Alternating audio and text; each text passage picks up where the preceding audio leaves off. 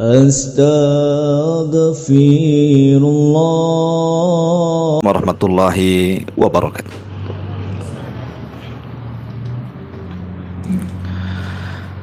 Alhamdulillah wassalatu wassalamu ala Rasulillah wa ala alihi wa sahbihi wa mawalah wa la hawla wa la quwata illa billahi wa ba'du. Qala Allahu azza wa jalla ya ayyuhalladzina amanu taqullaha haqqa tuqatih wa la tamutunna illa wa antum muslimun. Amma ba'du, ma'asyiral muslimin wal muslimat rahimani wa rahimakumullah. Alhamdulillah, di pagi menjelang siang ini kembali kita bisa duduk di tempat ini. Tak lupa salawat serta salam kita hadiahkan kepada Rasul kita Nabi besar Muhammad sallallahu alaihi wa ala alihi wasallam. Ma'asyiral muslimin wal muslimat dimuliakan Allah Subhanahu wa taala. Pembahasan di pagi menjelang siang ini kita akan membahas seputar al-usrah. Usrah itu artinya keluarga. Di dalam Al-Qur'anul Karim, ketika Allah Subhanahu wa taala mengatakan wa'budullaha wa la tusyriku bihi syai'an wa bil walidaini ihsana. Sembahlah Allah dan jangan sekutukan Allah dengan apapun, dan hendaklah berbuat baik kepada kedua orang tua. Tapi dalam ayat yang lain Allah Subhanahu wa taala mengatakan ya ayyuhalladzina amanu qu anfusakum wa ahlikum nara. Wahai orang-orang yang beriman, jagalah diri kalian dan keluarga kalian dari api neraka. Ayat yang pertama bicara tentang hak anak kepada orang tua, tapi ayat yang kedua bicara tentang hak orang tua kepada anak. Artinya dalam keluarga itu ada hak-hak yang wajib dilaksanakan oleh kedua belah pihak. Beberapa waktu yang lalu ada orang yang konsultasi kepada saya. Jadi ada seorang akhwat,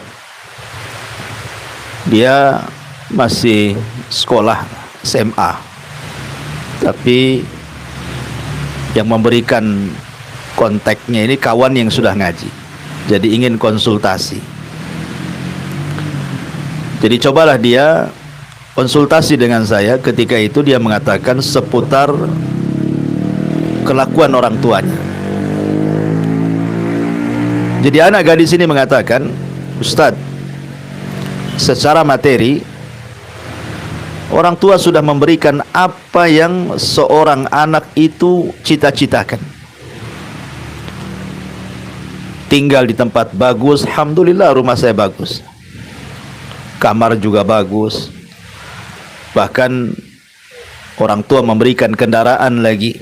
Jadi kemudian pakaian yang bagus, tas yang bagus, pokoknya yang dicita-citakan seorang anak kepada orang tua itu semua tercapai.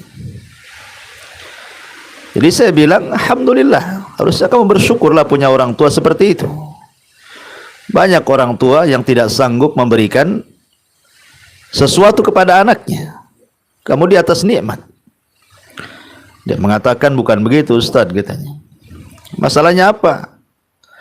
Memang dia bisa memberikan dunia kepada saya, apa yang saya inginkan terpenuhi oleh orang tua. Masalahnya dia tidak memberikan sesuatu yang saya inginkan hari ini. Apa itu? Ketenangan hati.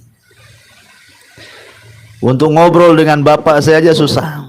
Alasannya sekian menit itu sekian ribu tuh, karena dia konsultan. Dari sini kemudian saya tanya, Cobalah kamu yang mendekati orang tuamu. Kalau orang tuamu tidak bisa dekati, kamulah yang dekati. Dia bilang, saya sudah usaha. Terus sekarang gimana? Karena saya tidak mendapatkan ketenangan hati dari orang tua, tidak pernah diberikan kasih sayang, terpaksalah saya mencari pasangan. Rupanya dia punya pacar gitu ya, yang selama ini justru harusnya orang tua yang lebih sayang dengan anaknya, pacarnya pula sayang dengan dia. Bahkan akhirnya rusak. Naudzubillah, kemudian dia hamil. Jadi dia takut mau ngomong sama orang tua, ini takut. Jadi minta solusi. Ya. Begitulah pergaulan bebas. Ya saya bilang harus terus terang, nggak bisa. Orang tua harus tahu. Ya. Tapi penggalan konsultasi ini kita bisa ambil benang merahnya. Artinya ketika anak itu tidak mendapatkan kasih sayang orang tua, akhirnya dia lari mencari kasih sayang orang lain kan. Makanya kalau kita perhatikan doa yang diajarkan Allah kepada kita anak-anak untuk mendoakan orang tuanya yang sering kita hafal, di mana kita disuruh mendoa Rabbirhamhuma kama rabbayani shaghira, kan gitu. Ya Allah, berilah kasih sayang kepada orang tuaku karena sudah mentarbiah diriku. Kama rabbayani shaghira, saat aku masih kecil.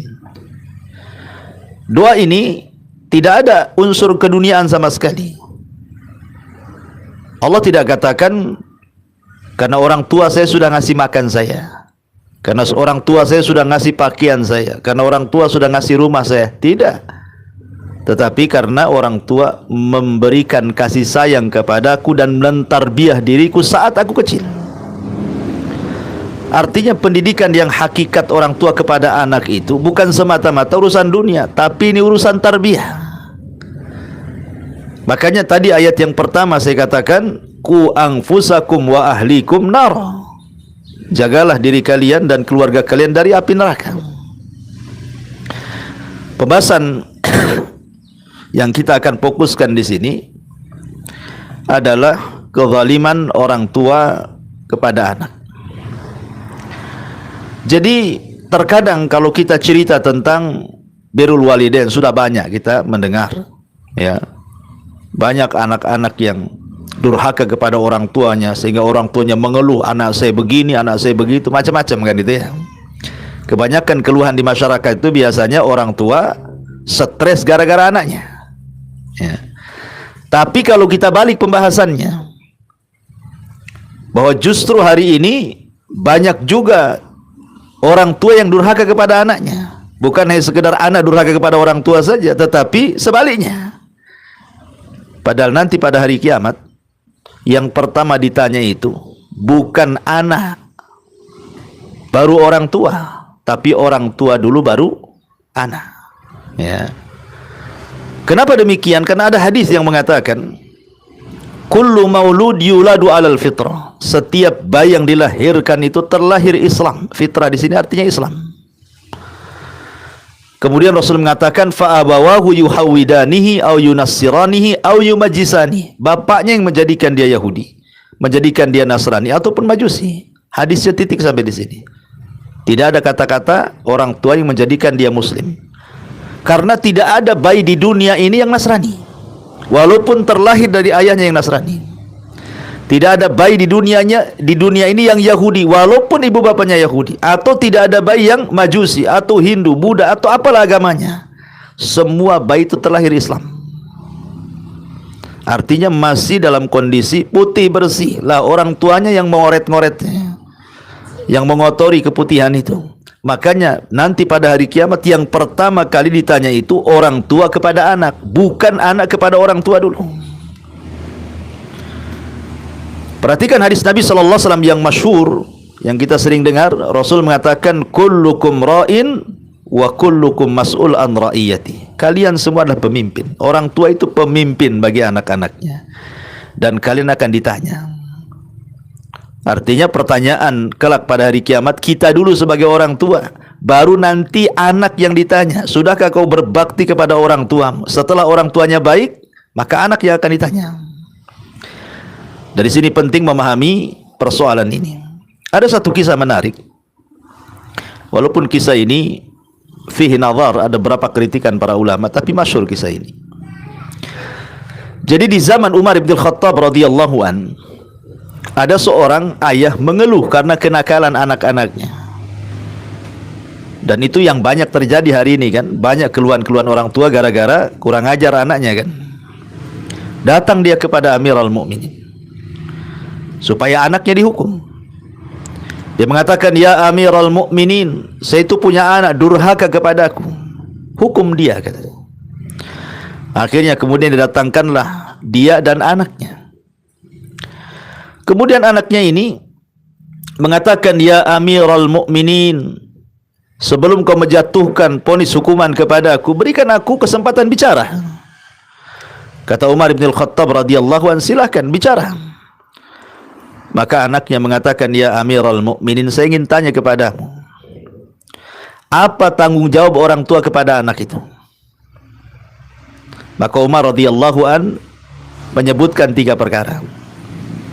Kewajiban orang tua kepada anak, pertama, mencarikan ibu terbaik untuk anak-anaknya.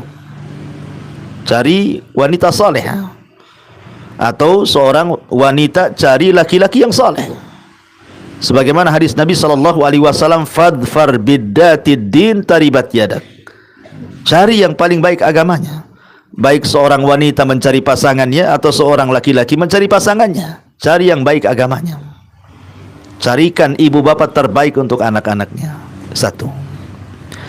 Kemudian yang kedua, kata Amirul Mukminin, berikan nama terbaik untuk anak-anaknya. Jangan kasih asal-asalan nama itu, karena nama itu mempengaruhi karakter orang.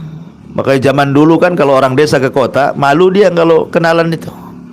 Pasti dia cari nama orang kota yang keren, diganti namanya. Lah dalam Islam juga nama ini mempengaruhi, karena bagian daripada doa. Nama bagi anak itu bagian daripada doa, karena setiap hari orang tua memanggil dia. Kan kita sehari-hari manggil anak kita, nama anak kita. Kalau anak kita baik, kita panggil sehari-hari itu nama yang baik itu akan jadi doa bagi dia. Ya Abdurrahim, pamannya kan. Berarti kita mendoakan supaya anak kita ini penyayang, rahim, kan itu. Ya Abdurrahman, ya Abdul Ghafur, dan begitu seterusnya, atau nama-nama para nabi. Ya Ibrahim, supaya akhlaknya seperti Nabi Ibrahim, kan itu ya kan. Hari-hari kita memanggil nama anak kita. Kalau seandainya anak kita namanya aneh-aneh gitu kan, sama aja dengan mendoakan yang aneh-aneh jadinya. Makanya kemudian kata Amirul Mukminin, carikan nama terbaik untuk anak-anaknya. Kemudian yang ketiga, wa yu'allimuhul Quran. Dan seorang tua harus mengajarkan anak-anaknya Al-Quran. Maksudnya ditarbiyah kepada agama. Jangan dijejeli dunia terus gitu ya. Harus diarahkan kepada agama. Ajarkan mereka Al-Quran, sunnah Nabi SAW. Akhirnya anak ini mengatakan, "Ya Amirul Mukminin, boleh saya bicara?" Kata Umar, "Silahkan." Pertama, kamu katakan bahwa kewajiban orang tua itu mencarikan orang tua terbaik untuk anaknya. Sementara ayahku yang mengadu kepadamu itu, tahu nggak ibuku? Ibuku adalah seorang budak majusi. Bapakku membeli ibuku di pasar dan dia beragama majusi, kemudian digauli, lahirlah aku," katanya. Berarti tidak mencarikan ibu terbaik kan gitu. Dia malah menggauli orang majusi. Ya. Yang kedua, bapakku tidak memberikan nama terbaik kepadaku. Aku diberikan nama Ju'lan. Ju'lan ini mungkin bahasa kitanya orang yang memakan kotoran. Ya, orang yang makan kotoran yang menjijikan itu disebut Ju'lan. Asal-asalan dia kasih nama aku, katanya. Ya. Kemudian yang ketiga, dia tidak pernah mentarbiyah diriku. Tidak pernah dia ngajari Quran sama saya. Tidak pernah dia mengarahkan ke agama. Tidak pernah sama sekali. Maka Umar radhiyallahu an langsung mengatakan kepada bapaknya ini yang mengadu kepada Amirul Mukminin Umar bin Khattab radhiyallahu an, "Faltafata Amirul Mukminin." Maka Amirul Mukminin pun kemudian melihat wajah laki-laki tersebut, orang tua tersebut, dan mengatakan, ajina ilayya tashku uquqa ibnataka wa qad aqaqtahu qabla an ya'uqqaha. Maka Umar mengatakan, apakah engkau hendak datang mengadukan sesuatu soal kedurhakaan anakmu kepadamu sementara kau yang sudah durhaka kepada anakmu? Terbalik kamu itu. Itu maksudnya ya. Saya kira kau mengadukan kedurhakaan anakmu kepada aku, rupanya engkau yang durhaka kepada dia. Maka Umar mengatakan, wa asa'ta ilaihi qabla an yasi'a ilaika. Kau berbuat jahat dulu kepadanya sebelum dia berbuat jahat kepadamu, katanya. Lihat dari sini, bahwa tidak semua kalimat durhaka itu mesti dari anak ke orang tua. Terkadang dari orang tua juga, kalau dia tidak mentarbiah anaknya, dia juga durhaka dengan anaknya. Makanya saya tertarik dengan perkataan Imam Ibnul Qayyim rahimahullahu ta'ala mengatakan bahwa aktsaru fasadil abna minal abah. Kata Imam Ibnul Qayyim rahimahullahu ta'ala, kebanyakan rusaknya anak-anak itu ditimbulkan karena orang tuanya. Banyaknya rusaknya anak itu karena yang merusak orang tuanya. Adapun pergaulan bebas atau perkawanan-perkawanan yang yang jelek, itu akibat daripada tarbiyah yang salah sebenarnya. Jadi kalau orang tua mentarbiyah anaknya dengan benar, tidak mungkinlah dia melakukan pergaulan seperti itu. Makanya kata Imam Ibnul Qayyim, aksaru fasadil abna minal abah. Kebanyakan rusaknya anak-anak itu karena ayahnya, karena ibunya mendidik tidak benar. La yantafi'u li anfusihim, tidak akan memberikan manfaat kepada diri-diri mereka, dan juga la yantafi'u inda kibarihim li abaihim, dan juga tidak membawa manfaat bagi orang tua ketika dia sudah tua. Kan keinginan orang tua itu kalau punya anak, kalau dia sudah tua ada yang merawat gitu maksudnya kan. Kalau orang awam kan begitu ya. Kalau kita sudah ngaji ya terserahlah kan. Yang jelas bahwa kama tadi nutu, dan kita punya kaedah, sebagaimana kita melakukan sesuatu maka Allah akan membalas sesuatu itu. Sebagaimana kita berbuat baik kepada anak, nanti anak akan berbuat baik kepada kita. Kaedah kita itu sederhana. Tapi kalau orang-orang awam kan beda cara berpikirnya kan itu. Dia berpikir itu, kenapa saya harus punya anak banyak? Kenapa saya harus merawat mereka? Supaya nanti kalau sudah tua mereka yang merawat saya. Kalau kita tidak perlu kita berangan-angan seperti itu, rawat saja dengan baik, nanti akan berbuat baik sama kita. Karena kita berpatokan dengan hadis Nabi SAW, tabarru aba'akum tabarrukum abna'ukum. Sebagaimana kita berbuat baik kepada orang tua kita, nanti anak-anak kita juga berbuat baik kepada kita. Ada imbasnya di situ. Ya. Ma'asyiral muslimin wal muslimat rahimani wa rahimakumullah. Bahkan dijelaskan juga oleh beberapa para ulama tentang ahammiyatu asyratu uquq atau asrutu huquqi al-walidaini li abnaihim. Jadi kata para ulama, perhatikan 10 perkara yang harus ada pada setiap orang tua kepada anaknya. 10 perkara ini perhatikan ya. Yang pertama, ikhtiyarul ummi salihati tayyibati dzatal asli tayyibati wal khuluqil qawimi. Pertama, pilihlah seorang ibu yang saleh atau seorang ayah yang saleh yang punya asal yang baik dan akhlak yang baik. Tadi sudah saya katakan perkataan Umar bin Khattab, carilah orang tua yang terbaik untuk anak-anaknya. Karena ini akan mempengaruhi masalahnya. Akan mempengaruhi jahatnya orang tua kepada anak ya. Tetapi masalahnya sebenarnya kalau seandainya bapaknya ngerokok, ibunya ngerokok, anaknya ngerokok, itu saya kira sudah wajar kan. Ya wajar aja lah anak yang ngerokok, orang tuanya ngerokok juga kan itu ya. Umpamanya bapaknya bajingan, anaknya bajingan, ya wajar lah. Bapaknya aja bajingan, umpamanya kan seperti itu. Justru yang mengherankan itu kalau bapaknya bajingan, anaknya pula ustadz. Itu ya agak heran kan itu ya. Orang tuanya tidak pakai jilbab, sobak-sobek, nggak jelas pakaiannya. Anaknya pula menutup aurat pakai cadar gitu ya. Bapaknya nggak sholat, anaknya pula rajin sholat. Itu yang buat heran sebenarnya. Kalau seandainya anaknya jahat, orang tuanya jahat, kita tidak heran. Ya memang tarbiyahnya seperti itu kan. Tetapi berapalah banyaknya orang tua yang jahat, anaknya yang baik itu? Berapa? Itu kan karena hidayah anak saja sebenarnya. Tidak banyak. Kebanyakan itu umumnya anak-anak itu ikut orang tuanya. Orang tuanya baik ikut baik, orang tuanya jahat ikut jahat. Itu umumnya manusia seperti itu. Sedikitlah ada orang tua yang jahat, anaknya baik itu. Ya karena itu Allah memberikan hidayah kepada kita dan juga kepada anak-anak tersebut gitu. Jadi makanya dari situ kita harus mencari sebab. Salah satu sebabnya adalah ikhtiar tadi, mencari pasangan terbaik.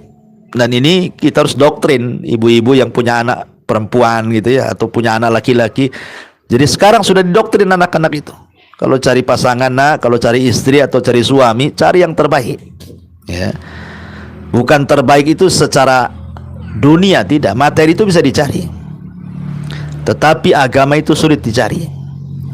Kemudian yang kedua, tarbiyatuhum tarbiyata imaniyah. Kewajiban kita orang tua itu memberikan tarbiyah imaniyah. Tarbiyah yang mendorong anak itu jadi takwa, ya, jadi takut kepada Allah Subhanahu wa taala. Dan jangan pernah bosan mentarbiyah anak itu, walaupun anak kita anggaplah sudah nikah, sudah punya istri, punya suami, punya anak-anak. Tidak terputus kewajiban orang tua mentarbiyah mereka, walaupun mereka sudah sama-sama tua. Mana kisahnya? Kisah Nabi Ibrahim. Ya. Ketika Ibrahim mendengar anaknya Nabi Allah Ismail menikah, dia pengen tahu karakter istrinya seperti apa, karena nggak pernah ketemu masalahnya. Berangkatlah Ibrahim dari Palestina ke Mekah, ke suku Jurhum tuh. Kemudian bertamu ke rumah Ismail. Ismail sedang nggak ada, sedang kerja. Ya. Sementara istrinya tidak tahu kalau itu mertuanya. Ibrahim berpura-pura dan tidak mengaku kalau dia bapaknya Ismail. Dia ingin memberikan ikhtibar ujian kepada istri Ismail yang pertama itu. Tiba-tiba setelah ditanya beberapa masalah, mengeluh dia. Mengeluh soal ekonomi, mengeluh soal dunia, dikeluhkan semuanya. Bahkan dia pun tidak punya akhlak yang baik. Dia tidak memberikan suguhan terbaik kepada tamunya, asal-asalan aja dikasih. Kemudian setelah melihat akhlak buruknya istrinya Ismail ini, Ibrahim berpesan kepada istrinya Ismail ini, nanti kalau Ismail datang katakan, ghayyir atabata babik. Kemudian pergi Ibrahim. Ya. Akhirnya setelah pergi Ismail, kemudian datang istrinya, ceritalah, tadi ada orang tua datang kemari, ya saya pun mengeluhkan sesuatu kepadanya. Kata Ismail, apa yang dikatakan orang tua itu, dan ada nggak wasiat untukku, katanya. Ismail tahu itu bapaknya kan itu ya. Nggak tahu katanya. Dia cuman berpesan kalau datang suamimu katakan ghayyir atabata babik, ganti itu tangga yang menuju rumah depanmu tuh. Maksudnya sudah diceraikan gitu. Nggak beres istrimu ini gitu. Dari situ Ismail menceraikan istrinya karena jelek tuh akhlaknya. Ya. Artinya siapa yang menyuruh Ismail menceraikan istrinya? Bapaknya Ibrahim kan. Dari sini menunjukkan Ibrahim masih peduli dengan anaknya. Padahal sama-sama sudah berkeluarga kan, masih memperhatikan anaknya Ismail. Akhirnya kemudian selang beberapa waktu, adalah pembesar Jurhum punya anak yang salehah, yang bagus sekali. Kemudian dijodohkan dengan Ismail. Akhirnya rumah tangganya semakin membaik. Tapi Ibrahim tetap mau menguji istri keduanya ini. Datang dia, subhanallah, baru datang saja sudah disuguhkan dengan air putih, daging kambing, maksudnya air zam-zam, daging kambing, dan makanan-makanan lezat. Dari situ saja sudah bagus tuh kan. Nah, padahal nggak kenal bahwa itu adalah mertuanya tuh. Kemudian ditanya soal kehidupannya, masya Allah dia qanaah. Dia senantiasa ridha dengan pemberian Allah Azza wa Jal. Maka melihat akhlak terbaik istri Ismail kedua ini, maka Ibrahim mengatakan, la tughayyir atabata babik. Nanti kalau suamimu datang, katakan jangan kau robah lagi tangga tuh. Jangan kau robah lagi tangga ke depan rumahmu itu. Biarkan tangga itu terpasang di situ, katanya. Datanglah Ismail. Kemudian wanita ini menceritakan, tadi ada orang tua begini-begini sifatnya. Ismail senyum, dia tahu itu bapaknya. Berpesan apa itu bapakku kepadaku tuh? Seolah Ismail mengatakan seperti itu. Dia berpesan, la tughayyir atabata babik. Jangan dirubah lagi tangga tuh, katanya. Akhirnya Ismail, dia meneruskan rumah tangganya dengan istri keduanya yang baik akhlaknya itu. Dari keturunannya lahir Nabi kita, Nabi Muhammad sallallahu alaihi wasallam. Dari keturunan orang baik, istrinya baik, dia juga seorang nabi, lahir nabi kita. Syahidnya di sini apa? Tidak boleh ada henti-hentinya orang tua itu untuk terus mentarbiah anaknya, walaupun sudah berkeluarga, kan? Ya. Bahkan dalam kondisi anak itu kufur sekalipun, meregang nyawa, mau mati sekalipun, tetap kewajiban orang tua mengajak yang terbaik. Lihat kisah Nuh. Kisah Nuh alaihi salatu wassalam. Dia naik ke atas perahu setelah ada sinyal akan turun azab, kan. Lah salah satu putra Nuh itu kan ada 4 tuh. 1 Syam, 2 Ham, 3 Yafis. Lah 1 ini beda pula dia, namanya Kan'an. Dia kufur, dia ikut ibunya. Ya. Ini menunjukkan apa? Kalau orang tidak pandai mencari ibu terbaik, ya beginilah akhirnya lahir Kan'an. Karena istrinya Ismail kufur. Pengaruh juga kepada anaknya. Ada 1 anaknya kesangkut pula dengan akidah dia. Ketika Nuh naik perahu, banjir sudah mulai datang gitu, kan. Kemudian terpisahlah Kan'an dari orang-orang kafir itu. Dia lari ke gunung, dikejar sama perahunya Nuh tuh. Apa kata Nuh lihat Kan'an? Irkam ma'ana, ya bunayya irkam ma'ana. Hei anakku, naik ke perahu, katanya. Naik. Ya. Nuh masih punya kesempatan, mudah-mudahan kalau dia naik ke perahu nanti didakwai, nanti sadar gitu, kan. Tapi anaknya tidak dan mengatakan, sa'awi ila jabal, aku tidak akan pedulikan kamu, saya akan naik ke atas gunung, katanya. Nuh sudah mengatakan, la asimal yaum, tidak ada yang selamat nak hari ini, masuk. Tapi dia tetap mengatakan, sa'awi ila jabal, saya akan naik ke gunung, katanya. Nggak akan sampai ini air ini. Ketika anaknya tidak mau dan tetap saja keras kepala, akhirnya Allah katakan kepada Nuh, tinggalkan anakmu, innahu laisa min ahlik, dia bukan keluargamu lagi, katanya. Tinggalkan, akhirnya tenggelam mati sama istrinya. Ya. Tapi syahidnya di sini bagaimana Nuh alaihi salatu wasallam tetap memperhatikan anaknya, kan. Padahal sudah jelas-jelas kufur, kan itu ya. Mau mati lagi itu, mau kena azab lagi. Tapi dia masih menaruh harapan gitu ya, supaya anak itu berubah gitu maksudnya. Maka dari sini tidak boleh putus asa orang tua itu untuk terus mentarbiah anak. Terkadang kita ini diuji oleh anak, ya, tidak nurut sama orang tua, atau mungkin kurang ajar dengan orang tua, terkena pergaulan bebas. Padahal itu sendiri kesalahan orang tuanya sendiri sebenarnya, kan. Ya.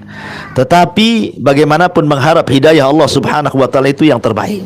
Kita terus minta kesadaran anak kita supaya bertobat kepada Allah Azza wa Jalla. Ini yang kedua kata ulama.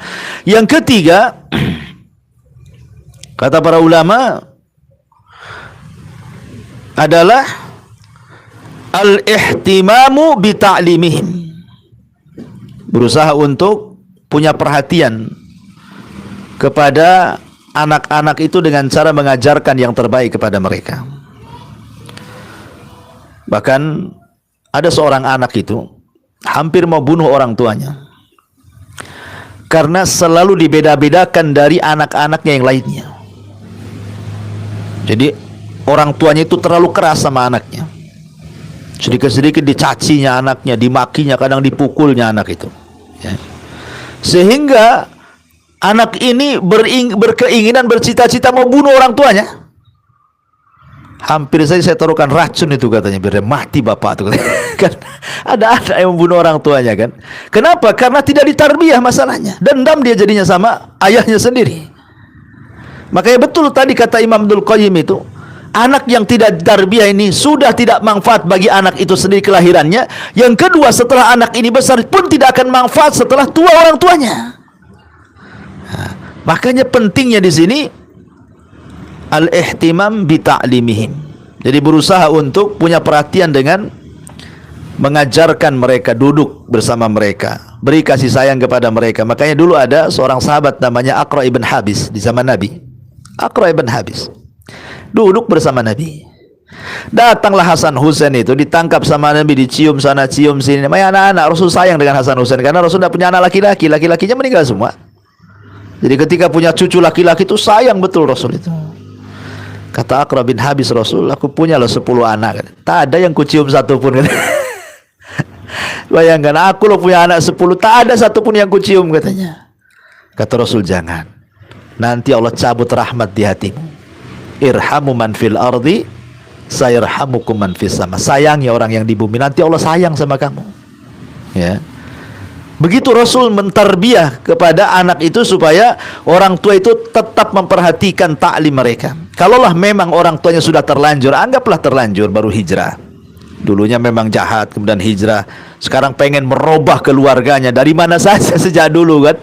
Baru terpikir setelah hijrah. Anggaplah Allah takdirkan seperti itu. Bukan berarti tidak mustahil bagi Allah untuk bisa merubahnya kan.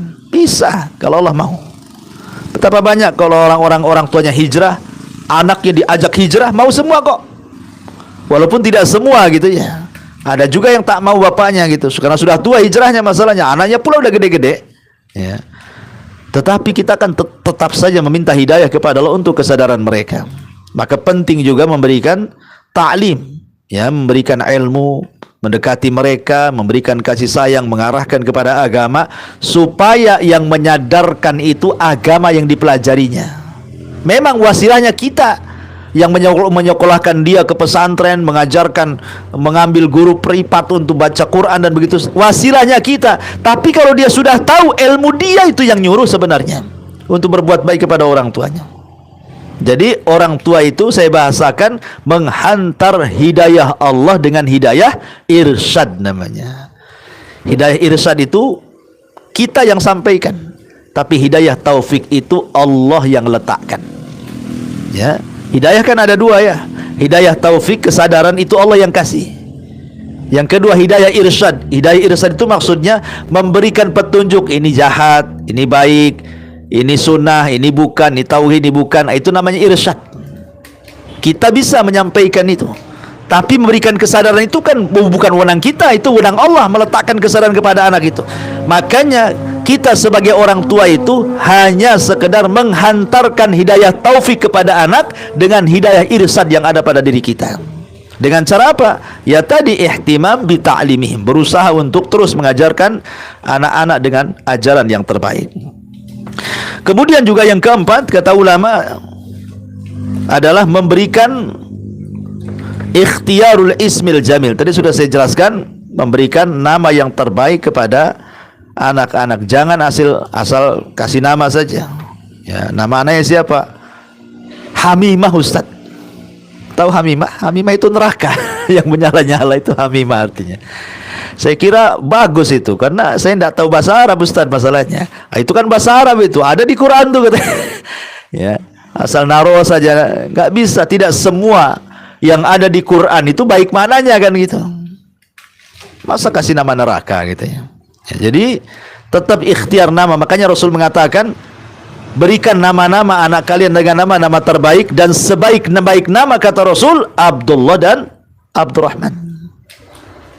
Kenapa Abdullah dan Abdurrahman itu nama terbaik bagi laki-laki? Karena Abdullah, abdun, dinasabkan kepada Allah, dan Allah itu adalah Tuhan kita.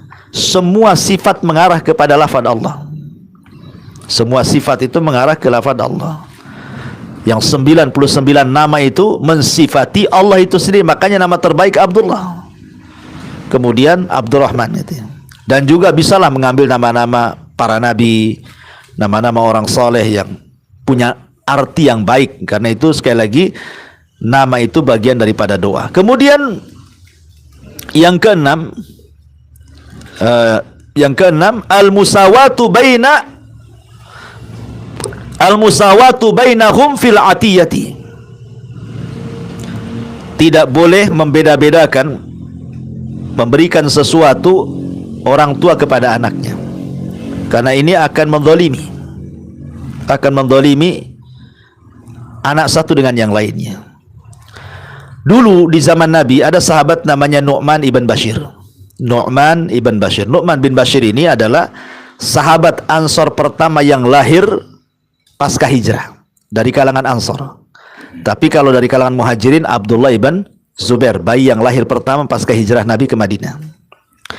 Bashir ini punya anak banyak, tapi dia suka dengan Nu'man ini dibandingkan anak-anak dia yang lainnya. Sebenarnya kalau secara kecintaan sih tidak apa-apa, orang tua tidak adil itu tidak masalah. Pamannya orang tua lebih cinta kepada salah satu anaknya karena akhlaknya, karena dia cerdas agama, karena baik sama orang tuanya, karena lembut anaknya, tidak macam-macam, tidak melawan, sehingga kita lebih suka sama dia. Tidak adil dalam kecintaan tidak dicela, karena agama tidak pernah mengurus hati. Ya, agama itu tidak pernah mengurus hati. Makanya Nabi lebih cinta kepada Aisyah pun tidak dicela oleh Allah kan, dibandingkan istri-istri yang lain, karena agama tidak pernah mengurus hati. Maksudnya mengurus perasaan itu. Tetapi yang dimaksud adil kepada anak-anak ini bicara soal pemberian. Jadi Bashir ini mengadu kepada Nabi SAW karena dia disalahkan sama istrinya sudah memberikan lebih kepada Nu'man dibandingkan kepada anak yang lainnya. Apa dibolehkan seperti itu? Maka Rasul marah dan mengatakan kepada Bashir, engkau sudah berbuat zalim, katanya. Kau utamakan satu anak dan kau telantarkan anak yang lainnya. Kalau engkau memberi kepada Nu'man, beri juga yang lainnya. Kata Rasul, i'dilu fi auladikum, berbuat adilah kepada anak-anak kalian. Ya. Berbuat adil kepada anak-anak kalian. Dia tentu sesuai dengan kebutuhan. Sesuai dengan kebutuhan. Pamannya anak usia berapa, baru lahir 3 bulan, jangan pula diberikan lato-lato, kan tidak bisa main dia. Gitu. Jadi ya sesuai kebutuhan. Anak SMP kan beda kebutuhannya, SD beda kebutuhannya, TK beda kebutuhannya. Ya, tapi maksudnya sesuai, adil di sini meletakkan sesuatu pada tempatnya sesuai dengan kebutuhannya. Terkadang orang tua itu dalam bicara saja terkadang tidak adil dengan anak-anaknya. Dia lebih banyak bicara sama si A, sama si B jarang. Ngambeklah si B ini. Saya juga anak-anak kamu juga kan begitu. Karena dampaknya itu luar biasa. Contoh nih, Nabi Yusuf alaihi salatu wassalam, kenapa sampai dicemplungkan ke sumur tuh? Kenapa coba? Karena hasutan ibunya. Ibu daripada istri Nabi Yakub yang lainnya menghasut anak-anaknya. Tuh lihat tuh, si Yusuf sama si Binyamin itu katanya lebih dicintai ayahnya. Ya, kamu juga anak-anak mereka, kalian sudah besar. Giliran dia menyuruh-nyuruh, kalian yang disuruh-suruh. Giliran sayang-sayangan Yusuf sama Binyamin yang disayang-sayang katanya. Akhirnya tertanamlah sifat hasad nih putra-putra Yakub yang 10 ini. Karena Yakub lebih mencintai keduanya. Nampak di hadapan saudara-saudaranya kan. Tetapi kalau seandainya ibunya tidak menghasut, tidak mungkin juga lah anaknya hasad kan, karena ibunya yang menghasut. Akhirnya jadi, makanya ini penting, seorang ibu itu paling cepat kalau mempengaruhi anak-anak itu orang tua sebenarnya, mau positif mau negatif, paling cepat ibu itu. Makanya hati-hati bu kalau punya anak, jangan kasih pengaruh, karena ibu itu paling cepat ditiru dibandingkan bapak. Bapak ini kan sibuk kerja, ketemunya malam saja kadang-kadang, dia kan hari-hari sama ibunya. Ya. Nah dari situ juga ketika salah bertarbiyah saja akhirnya jadi masalah. Ya. Bahkan berapa banyak orang yang kemudian setelah orang tuanya besar meninggal rebutan waris pula kan itu. Kenapa? Karena tidak ditarbiyah tadi. Ya. Akhirnya gara-gara harta kemudian bercanggah, silaturahimnya hilang. Kan banyak tuh gara-gara urusan harta waris putus silaturahim kan. Waris ini kan urusan dunia. Ya. Urusan dunia waris ini, silaturahim ini urusan akhirat. Terkadang terputus silaturahim gara-gara urusan dunia kan aneh. Makanya saya nasihati, kalau hanya gara-gara urusan dunia, akhirnya kemudian orang tua marah dengan anaknya, anak marah kepada orang tuanya, saudara marah kepada saudara yang lain. Yang dikejar ini apa sebenarnya? Ya. Kita ini hidup wa ma khalaqtul jinna wal insa illa liya'budun. Jangan sampai urusan dunia di tengah-tengah keluarga menjadikan putus silaturahim. Ya. Karena yang terpenting itu adalah silaturahimnya. Dunia itu kan bisa dicari, tapi kelembutan hati itu Allah yang letakkan masalahnya. Sehebat apapun kita meletakkan kelembutan kepada orang, kalau Allah tidak lembutkan, nggak akan lembut. Ya.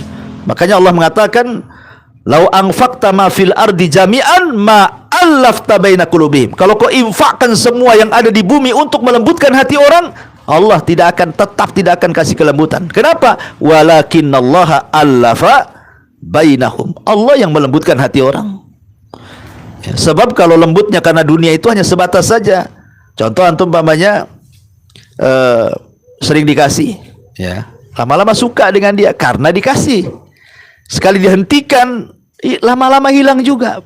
Paling tinggi, paling mengenang, gak enak, sudah berbuat baik sama saya. Paling tinggi seperti itu, mengenang kebaikannya saja kan. Ya, tapi kelembutannya kan hilang. Kalau kemudian yang menjadikan kelembutan itu dunia hilang pula lembutnya. Ma'asyiral muslimin yang dimuliakan Allah Azza wa Jalla, intinya bahwa jangan pernah berbuat tidak adil kepada anak-anak. Kemudian aunuhum ala husnil ikhtiyari fi zawaj. Para ulama juga mengatakan usahakan juga kalau memang orang tua bisa mencarikan jodoh terbaik kepada anak-anaknya, carikan. Umar bin Khattab radhiyallahu an ketika putrinya Hafsah itu kan suaminya meninggal dunia, mati syahid di peperangan. Maka Umar keliling mencarikan jodoh Hafsah. Dia datang kepada Abu Bakar, ditawarkan Abu Bakar nikah dengan Hafsah. Abu Bakar tak mau. Ya. Datang kepada Utsman, nikahilah anak saya Hafsah, katanya. Utsman tak mau. Ya. Pokoknya dikeliling tuh. Sampai akhirnya dia marah dengan Abu Bakar, gara-gara tak mau dia marah dia Umar itu. Coba kan. Akhirnya datang ngadu kepada Rasulullah. Rasul, masa aku nawarkan Hafsah kepada Abu Bakar, dia tak ada jawaban, katanya. Ngomonglah apa alasan yang jelas kan itu. Aku datang kepada Utsman, masihlah Utsman kasih jawaban, masih lembut lah dia. Aku pahamilah jawabannya. Ini Abu Bakar ini mana tak mau ada jawabannya. Kemudian kata Nabi SAW, begini wahai Umar, Hafsah dia akan mendapatkan suami yang jauh lebih baik dibandingkan Utsman, kan? Dan Utsman akan mendapatkan jodoh terbaik dibandingkan kamu, katanya. Itu. Maksudnya apa? Akhirnya kan Rasul yang meminang Hafsah dan Utsman menikah dengan putri Nabi. Ya. Kemudian setelah tahu Rasul menyebut Hafsah, kemudian Abu Bakar baru cerita, bukan saya tak mau anakmu, Nabi menyebut-nyebut nama anakmu masalahnya. Tak mungkin saya dahulukan Nabi, kan? Gitu ya. Tapi syahidnya di sini bahwa bagaimana Umar itu berusaha mencarikan terbaik, kan itu ya. Sebenarnya tanggung jawab orang tua tuh. Karena pasti orang tua namanya sudah makan garam, asam, macam-macam, dia lebih paham apa yang akan diarungi oleh anaknya itu seperti apa. Ya. Tapi kalau orang tuanya sudah tidak punya perhatian sama anak, ya wajarlah kemudian dia cari di Facebook, cari di YouTube, cari di Instagram, entah apa-apa. Akhirnya beli kucing dalam karung lah dapatnya, nggak jelas. Ya. Habis itu disalahkan tuh anak-anaknya. Bodoh kau, katanya. Padahal orang tuanya nggak nyarikan, anaknya sendiri bodoh-bodohkan sama orang tuanya. Ya. Makanya di sini tetap juga kewajiban orang tua kalau bisa aunum, tolong mereka ala husnil ikhtiyari fi zawaj, carikan jodoh terbaik untuk anak-anaknya. Ya. Walaupun mereka yang akan mengarungi rumah tangga, tetapi kan orang tua paham karena dia sudah pernah berumah tangga, jadi tahu gitu ya. Taib. Kemudian yang nomor 8, tazwijuhum, berusaha untuk menikahkan. Kalau sudah dapat jodoh, ya kewajiban orang tua menikahkan, cari dana, kan itu ya. Cari dana, kasih yang terbaik kepada anaknya supaya ada kesan orang tuanya ketika dia menikah seperti apa. Ya. Kemudian juga yang nomor 9, wujubun nafaqati alaihim in kanu fuqara. Wajib memberikan nafkah kepada mereka kalau mereka masih fakir. Umpamanya orang tuanya kaya, anaknya sudah berumah tangga, suaminya kerjanya ya seperti itu saja, walaupun sudah berumah tangga, Gak apa-apa lah, masih dibantu sama orang tuanya. Gak apa-apa, dibantu orang tuanya. Ya. Tetapi ada persoalan yang sering kemudian saya dapat waktu saya ngisi di Radio Hang itu. Ada satu persoalan. Jadi ada seorang anak mengeluh gara-gara apa? Diancam sama orang tuanya. Sama-sama sudah ngaji. Ya mungkin baru hijrah lah gitu. Jadi orang tua itu mendengar hadis Nabi SAW, anta wa maluka li abik, katanya. Kamu dan hartamu milik bapakmu. Kan ada hadis yang seperti itu kan. Ya. Hadis Jabir bin Abdullah radhiyallahu an, di mana Jabir ini menceritakan tentang seorang sahabat yang kemudian orang tuanya selalu mengeluh soal harta. Akhirnya Rasul mengatakan, anta wa maluka li abik, hartamu dan hartamu li abiki, milik orang tua, milik bapakmu. Jadi orang tuanya mensyaratkan sama anaknya, padahal udah berumah tangga tuh, pokoknya gaji anak laki-lakinya yang megang ibunya, katanya. Yang megang ibunya. Ya. Kemudian ditakut-takuti dengan hadis ini anaknya itu. Nabi yang ngomong, kamu hartamu milik aku, katanya. Kamu saja milik aku, katanya. Apalagi hartamu. Maka gajimu nggak boleh yang megang istrimu, aku yang pegang, katanya. Akhirnya ya masalah istrinya ini dengan istrinya, hari-hari bertengkar dengan istrinya. Sementara suaminya bingung, takut durhaka sama orang tua. Satu sisi ini juga istrinya, gitu ya. Jadi cobalah kemudian dia konsultasi, nanya, gimana nih Ustadz nih kayak gini nih, kasusnya nih kayak gini nih. Jadi setelah saya baca-baca jawabannya, kalimat anta wa maluka li abik, kamu dan bapak hartamu itu milik bapakmu.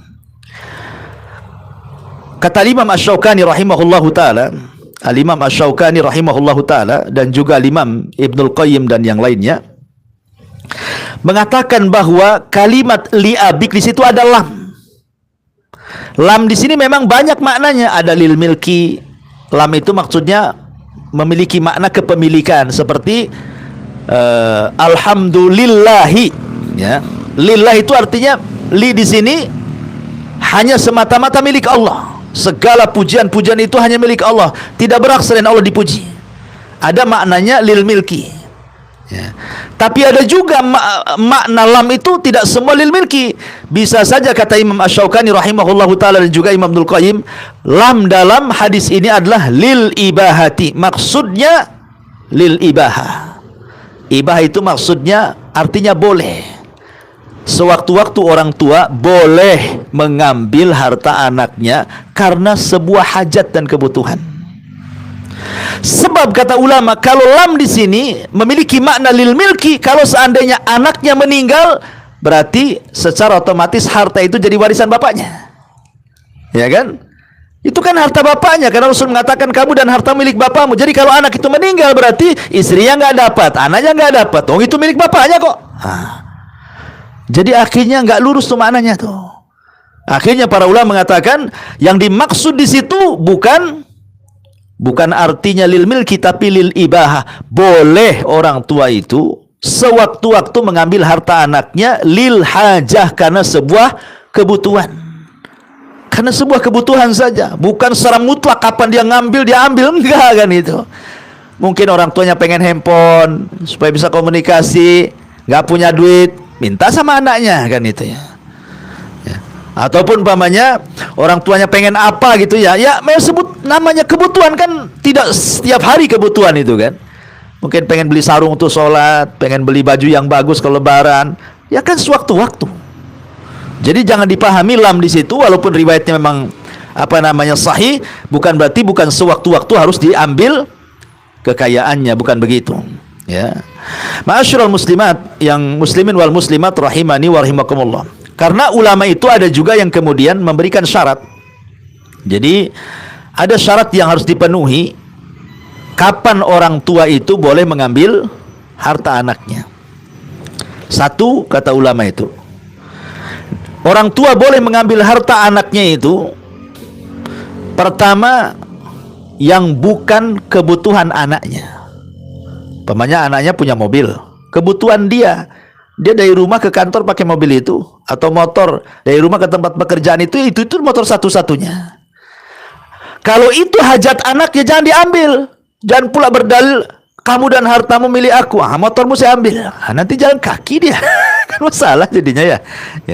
Jadi bukan hal yang sifatnya kebutuhan untuk bekerja dia, tak boleh. Ya. Kemudian yang kedua, jangan mengambil harta yang bisa memadaratkan dia. Memadaratkan dia. Contoh umpamanya jilbab, ya kan? Di anaknya yang perempuan cuma punya satu jilbab, diambil, akhirnya dia telanjang kan gitu, nampak aurat kan gitu, memadaratkan anaknya.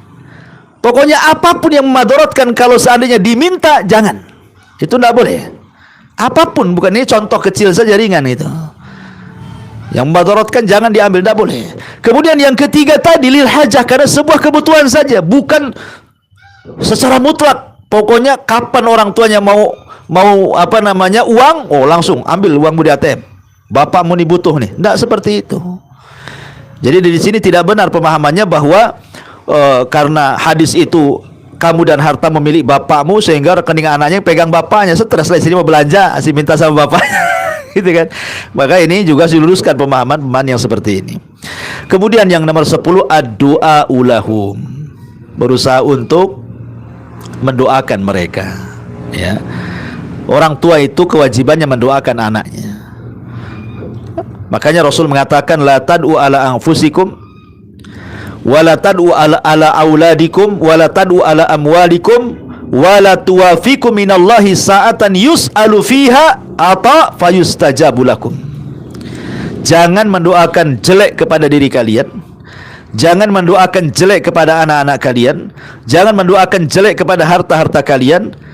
Kenapa? Karena kalau dia mendoakan keburukan, tepat diaminkan para malaikat, maka itu bisa menjadi sebuah kenyataan, diijabah doanya. Ya, makanya sering saya katakan sama antum kisah tentang Imam Masjidil Haram kan, Sudes, ma'ruf. Siapa yang tidak kenal Sudes? Ya, Imam Sudes, Imam Masjidil Haram, imam favorit satu dunia ya, ditirukan suaranya oleh imam masjid itu, Imam Sudes itu. Salah satu biografinya dijelaskan, namanya Imam Sudes juga manusia, pernah melewati masa-masa remaja, masa-masa nakal kan itu ya. Tapi ibunya selalu tafaul. Pentingnya tafaulnya. Tafaul artinya jangan sekali-kali melontarkan kalimat jelek kepada anak, itu maksudnya. Itu disebut tafaul. Semarah apapun orang tua sama anak itu, jangan melontarkan kalimat-kalimat jelek, apalagi doa-doa jelek, tidak boleh. Anggaplah anaknya salah, ya.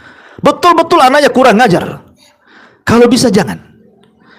Sehingga ibunya Imam Sudes ini selalu mengatakan kepada Sudes ini, kalau lagi nakal-nakalnya, kalau sudah hancur hatinya ibunya gara-gara kenakalan Sudes, dia cuma satu kalimat dia. Kalau dia ngomong lagi nakal untuk meluapkan emosi itu, idhab ilal haram, ya, faj'alhu imaman, katanya. Kau daripada nakal gini, kau pergi ke haram, Allah jadikan kau imam di sana, katanya. Itu saja kata-katanya. Besoknya nakal lagi, kelahi lagi, marah lagi, itu lagi diucapkan. Pergilah kau ke haram, kau jadi imam di sana, katanya. Nggak ada kata-kata, cuman itu saja ibunya ngomong gitu. Akhirnya Allah takdirkan, jadilah dia imam. Siapa yang tidak kenal Imam Sudes? Satu dunia orang kenal. Kan enak Bu, kalau anaknya nakal pergi ke Jabal Uhud, gantikan Abu Merah tuh. Lama-lama betul pula gantiin saja. Kan? Tapi kan maksudnya jangan pernah mendoakan keburukan. Jangan. Ya, namanya manusia itu kadang salah. Mungkin anaknya salah, mengambil sikap dia salah, atau apa salah. Tidak bisa kan langsung kemudian dicela, di ini tidak bisa. Kalau bisa tafaul. Marah itu boleh karena kesalahan anak, tapi mendoakan buruk itu tidak boleh. Apalagi sampai meluapkan dengan kata-kata binatang, na'udzubillah. Apalagi sampai kemudian dengan doa-doa kecelakaan. Lebih baik mati aja. Nah, kalau kau tahu akan durhaka waktu bayi udah keceki kamu, itu kan ada tuh yang gitu tuh. Saking marahnya sama orang tua, kalau tahu kau durhaka kayak gini, biar ku injek saya waktu bayi. Sekarang mau diinjek ngelawan, tak berani orang tua. Kan itu ya. Saking ada anak yang durhaka seperti itu. Ya, ingat bahwa yang memutar balikan hati kita itu Allah. Maka mudah-mudahan dengan doa yang terbaik itulah Allah tidak mustahil merubah hati anak yang jahat itu jadi baik. Tidak mustahil bagi Allah. Banyak aku peristiwa-peristiwanya. Anak yang tadinya durhaka jadi penyayang dengan orang tuanya. Taib ma'asyiral muslimin wal muslimat rahimani wa rahimakumullah. Inilah diantara nasihat para ulama. Intinya bahwa jangan sekedar orang tua itu menuntut anaknya baik, anaknya harus baik gitu, tapi juga anak juga menuntut orang tuanya juga memberikan tarbiyah kebaikan kepada anaknya. Balance jadinya keluarga itu kan ya, jangan sampai berat sebelah. Kebanyakan kita ini terkadang orang tuanya yang banyak menuntut anak, sementara tuntutan anak kepada orang tua maksudnya dalam tarbiyah itu tidak pernah dilakukan. Makanya terjadilah hukum karma. Ketika orang tua tidak sayang dengan anaknya, ketika orang tuanya sudah besar, sudah tua, butuh kasih sayang anak, anaknya tak sayang. Kan banyak kejadian itu. Buat apa saya sayangi bapak saya? Matilah lebih baik katanya. Saya aja nggak pernah dirawat katanya. Telantarkan nggak jelas, nggak disekolahkan, sekolah putus macam-macam. Karena saya itu pernah ada orang alhamdulillah sudah hijrah si anak tuh. Ya. Dia ditaruh sama orang tuanya di panti asuhan sejak bayi. Ya. Dia ngomong, Ustadz, kalau saya mau ngikuti hawa nafsu saya, udah dendam saya sama orang tua itu. Apalagi saya melihat kawan-kawan walaupun sama-sama di panti asuhan, tapi sebagian mereka itu bukan dibuang kayak saya katanya. Dihantarkan baik-baik sama orang tuanya. Kadang-kadang datang orang tuanya jenguk. Saya ini kayak pecah hati saya. Ya. Sudah dilempar ke panti asuhan, tak pula pernah datang gitu ya. Akhirnya dia bersumpah tuh, nggak mau lagi ketemu. Malah doanya yang jelek-jelek akhirnya kan. Alhamdulillah Allah takdirkan orang ini hijrah. Ya, baru dia mau ada komunikasi dengan bapaknya, dengan ibunya. Ya. Sampai ketika menikah juga, padahal dia perempuan, menikah wali hakim, tidak mau dia, padahal orang tuanya. Udah saya ingatkan, tidak bisa kayak gitu. Ya, tapi kan Pak Kua mau menikahkan, ya terserahlah Pak Kua, saya bilang. Terserah Pak Kua lah, saya bilang kan. Tapi yang jelas bahwa kan tidak seperti itu, karena berbuat baik kepada orang tua itu bukan seperti pandangan pedagang ke pedagang. Ya. Apa pandangan pedagang ke pedagang? Kalau ada untung mau gabung, kalau tak ada untung ngapain saya gabung? Itulah pedagang. Ya. Pandangan anak kepada orang tua itu bukan pandangan pedagang ke pedagang. Perintah berbuat baik anak kepada orang tua itu dari Allah. Mau orang tuanya jahat, mau orang tuanya baik, Allah yang perintahkan birrul walidain. Nggak ada urusan dengan orang tua. Pokoknya saya harus berbuat baik. Orang tua mau saya mau kayak apa terserah dia kan gitu. Karena saya berbuat baik kepada orang tua bukan karena orang tua, tetapi karena Allah. Itu maksudnya. Jadi bukan karena barter. Kalau orang tua baik, saya baik. Kalau dia jahat, ngapain saya baik gitu. Bukan begitu. Ya. Perintah berbuat baik itu karena Allah. Sama juga ketika orang tua mentarbiyah anak. Ya. Bukan kalau anak saya baik, bukan begitu. Ya. Ini sudah kewajiban bahwa Allah mengatakan ku anfusakum wa ahlikum naro. Soal anak itu mau jadi apa terserah. Kewajiban saya merawat dia, mentarbiyah dia, mengarahkan dia ke agama. Soal nanti sudah besar terpaksa, karena banyak orang tua yang kecewa ketika mentarbiyah anak bukan karena Allah. Tidak sesuai dengan keinginannya. Maunya anak jadi polisi, jadi satpam pula kan nggak balance tuh. Gitu ya. Maunya jadi anak pengusaha, jadi karyawan pula. Nah, itu karena niatnya bukan karena Allah. Wallahu a'lam. Ini di antara nasihat-nasihat yang disebutkan para ulama soal kezaliman seorang orang tua kepada anaknya. Taib, sampai di sini kita buat tanya jawab, silahkan kalau ada yang mau bertanya.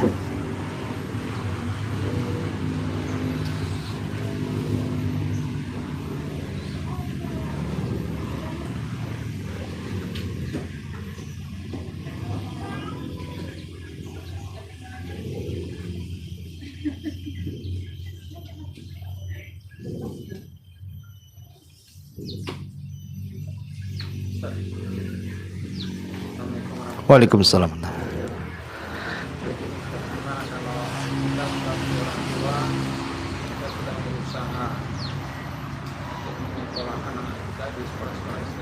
Oke.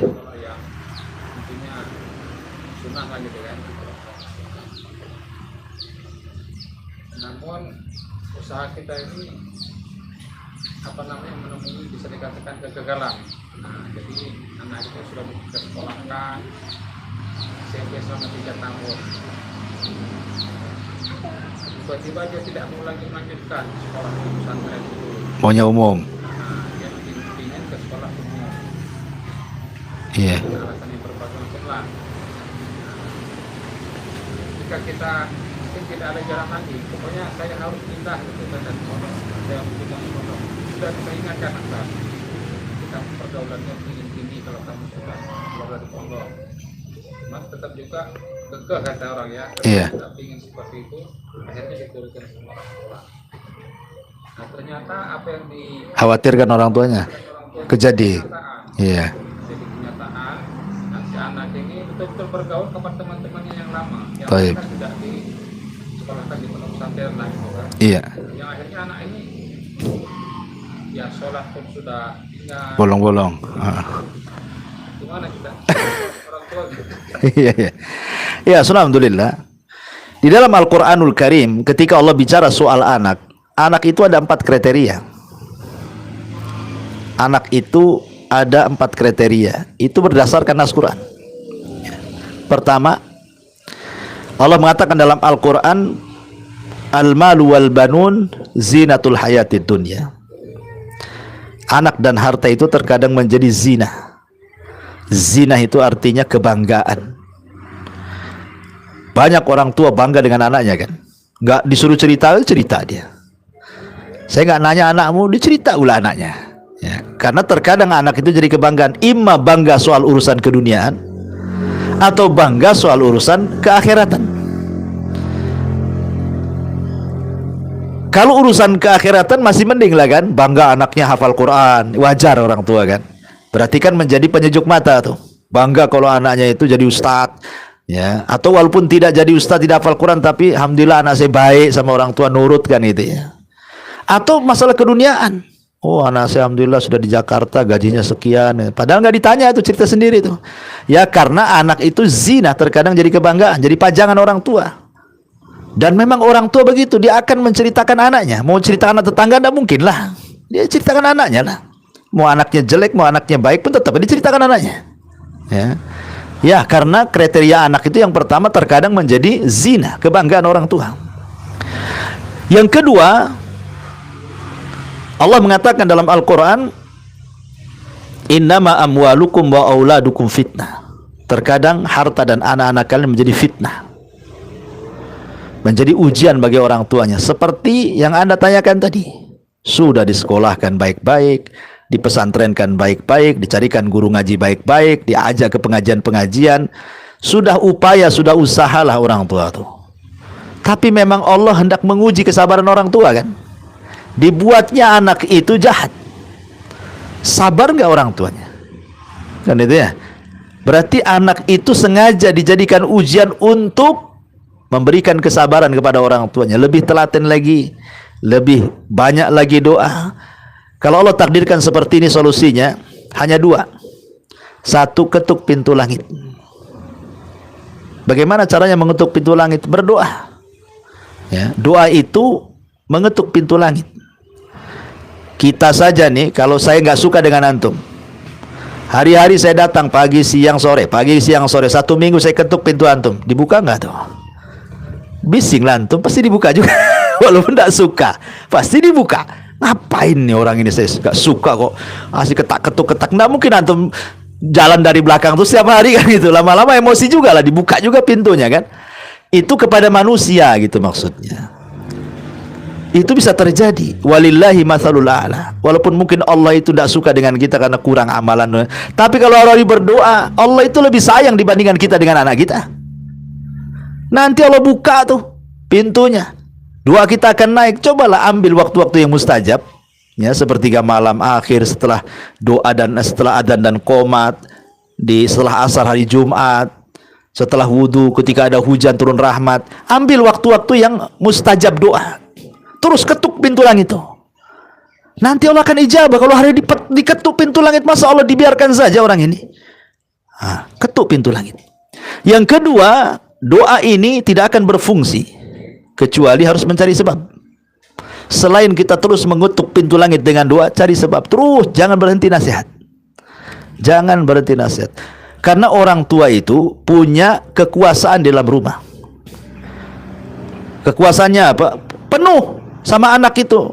Lain kalau kita nasihati tetangga, kita nggak nguasai tetangga, paling tinggi dengan lisan, paling rendah dengan hati, takut tersinggung. Tapi kalau sama anak bisa dicegat dengan tangan, ya, karena punya kekuasaan kan itu ya. Nah, makanya harus ada ketegasan dan selingi dengan kelembutan. Memberi nasihat kepada anak, jangan waktu dia sedang berbuat maksiat. Terkadang habis maksiat memang kita nasihati, sama-sama keras jadi dia. Artinya pandai-pandailah orang tua memilih ketika anak itu, karena hati orang itu kan kata perlama ikbal wa idbar. Kadang-kadang dari nasihat, kadang-kadang tidak. Sama lah kita rasakan kan. Kadang-kadang waktunya enak kita dengar kajian itu. Kadang-kadang waktunya malas kita ngaji. Itu hati orang seperti itu kan itu ya. Ada waktu-waktunya dia mudah menerima nasihat, ada waktu-waktunya mental dia menerima nasihat. Ambillah waktu-waktu itu. Kapan dia kira-kira entah ajak makan, ajak kemana, ingatkan terus. Insya Allah dengan dua perkara ini bukan mustahil bagi Allah Azza wa Jalla merubah sesuatu dari yang jelek menjadi baik. Ya. Baik. Kemudian yang ketiga, selain jadi fitnah anak itu, Allah mengatakan dalam Al-Quran, ya, terkadang yang lebih parah dari itu masih mending lah yang kayak gitu itu. Yang lebih parah itu yang ketiga, Allah mengatakan aduwwul lakum fahdaruhu. Terkadang anak dan pasangan kalian itu menjadi musuh. Ini lebih parah dibandingkan fitnah. Musuh. Baik musuh secara ideologi ataupun musuh secara fisik. Anaknya menampar orang tuanya, membunuh orang tua, kan banyak tuh kisah-kisah. Hari ini, dulu nggak pernah saya dengar anak bunuh orang tua. Hari inilah kita dengar-dengar itu. Gara-gara urusan sepele dibunuhnya orang tuanya. Gara-gara ingin cepat dapat warisan biar cepat dibantainya orang tuanya. Gara-gara urusan beli sepeda nggak dikasih, dibunuh orang tuanya. Itu bisa jadi musuh tuh secara fisik kan. Ya. Makanya kita hanya berharap kriteria yang terakhir yang disebutkan dalam doa yang diajarkan dalam Al-Quran, Rabbana hablana min azwajina wa dzurriyyatana qurrata a'yun. Jadi ada jenis anak itu yang disebut qurratu a'yun. Qurratu itu menyejukkan, secara dunia menyejukkan orang tuanya, secara akhirat juga menyejukkan orang tuanya. Inilah anak yang bermanfaat untuk kita di dunia, dia manfaat, paham kebutuhan orang tuanya walaupun nggak disuruh-suruh, gitu ya. Dan di akhirat dia pun akan mendoakan kita setelah kematian kita. Ya, kita berusaha saja. Kalau memang Allah uji seperti itu tadi, boleh jadi ini anak saya lagi jadi fitnah nih bagi saya. Harus lebih sabar lagi, harus lebih banyak doa lagi, harus lebih memberikan perhatian lagi. Seperti itu. Dan itu sebenarnya Allah sedang menguji dengan seperti itu untuk meningkatkan derajat kita sebenarnya. Kadang orang tua nggak sadar kan. Dengan tidak sadar nggak sabar. Dengan tidak sabar akhirnya membebaskan, kalau gitu kau pergi aja nak dari sini katanya. Kau usah satu rumah. Pergi akhirnya makin jahatnya di luar. Kan gitu ya. Kan ada orang udah lepas kontrol kan. Nah kalau gini jangan anggap abimu bapakmu. Wah, langsung main gitu. Kau pergi dari sini, angkat kaki, angkat koper, jangan balik katanya. Akhirnya betul-betul anak tanggung, nekat keluar dia. Kan ya, baru nyesel orang tuanya. Nah, jadi mungkin itu sebuah ujian bagi Allah Azza wa Jalla. Banyak berdoa saja. Kalau toh memang tidak sadar secepatnya, pasti Allah itu ketika mengijabah itu kan ada rentan waktu. Ya, itu dikembalikan kepada kedekatan kita dengan Allah Subhanahu wa taala. Wallahu a'lam. Ya. Ya, saya kira cukup ya, udah jam 11 lebih. Subhanakal bihamdika, asyhadu an la ilaha illa anta astaghfiruka wa atubu ilaik. Allahu ta'ala. Assalamualaikum warahmatullahi wabarakatuh.